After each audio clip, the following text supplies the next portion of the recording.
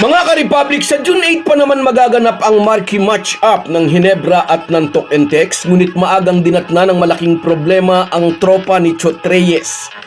Na-injured si Raynam Batak at nakatakda pa namang harapin ng TNT ang tatlo sa malalakas na team ngayong conference. Nawala na nga si Jason Castro, ngayon 4 to 6 weeks ding masa-sideline si Stingray. At base sa recovery timeline ng Commissioner's Cup Finals MVP, mukhang mamimiss ni ng Batak ang mga natitirang laro ng kanyang team sa elimination round. Ang Ginebra at ang Magnolia pa naman ang kanilang huling dalawang laro. Speaking of Magnolia, wala daw dapat ipag-alala sa kanilang unang talo. Wala raw natalo, sabi ni Coach Chito. May natutulang. Pag-uusapan po natin yan, pero bago ang lahat ay maglalambing po ako sa inyo na isubscribe ninyo itong ating channel at kung di masyadong makakaabala ay i-like at paki-share na rin ninyo. Malaking bagay po yan sa aming mga vlogger. Maraming salamat. Mga ka-Republic, dahil sa unang talong natikman ng Magnolia, courtesy of Rain or Shine, ngayon ay maaga nang kinakantsaw ang kupunan ni Chito Victolero. Mukhang mauulit lang daw ulit ang kasaysayan.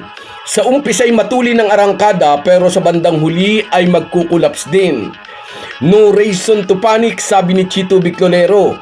Anang mabait na coach, deserve ng Rain or Shine ang panalo dahil naging mainit ang shooting ng mga ito na di raw nila nagawang pigilan. Ngunit optimistic ang hotshots coach na mayroon silang natutunan. Kaya nga nasabi niya wala namang natalo, may natutulang.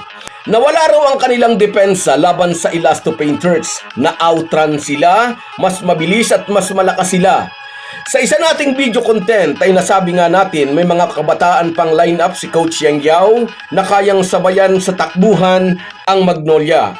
Babalik daw sila sa basic, papanoorin nila ang film.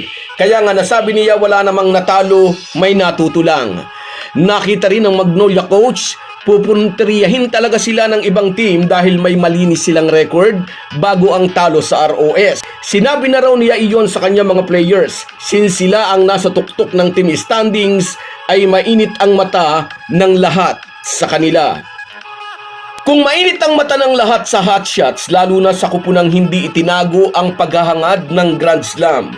Nakadalawang kampyonato na ang tropang 5G ngayong season 49 at itong Philippine Cup title na lang ang kailangan upang makumpleto nila ang three-peat sa isang season. 3 talo agad ang natikman ng TNT sa pagsisimula ng All-Filipino Conference. Aminado si Chot Reyes, namimiss nila ang kanilang import na si Randy Hollis Jefferson.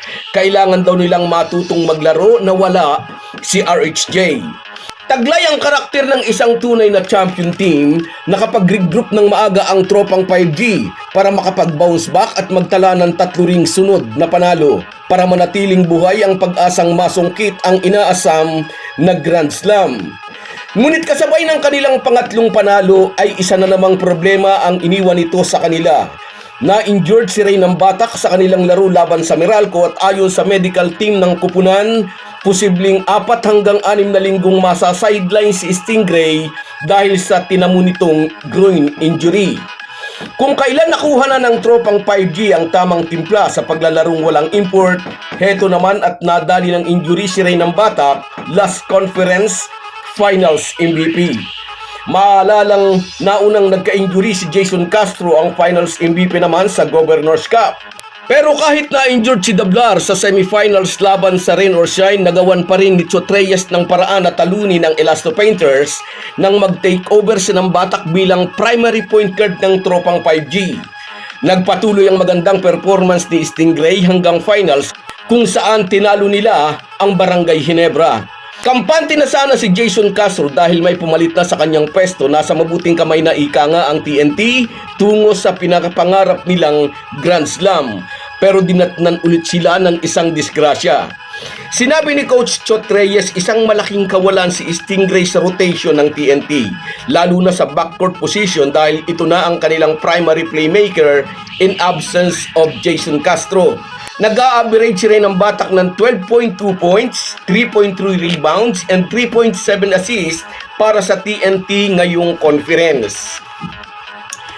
Ngayong magiging cheerleader na lang muna sina Jason Castro at Rey Batak, ang point guard position ay hahawakan ni Simon Enciso. Timely o napapanahon ang pagkuha ng TNT sa former SMB guard dahil darating pala sa kanila ang ganitong problema.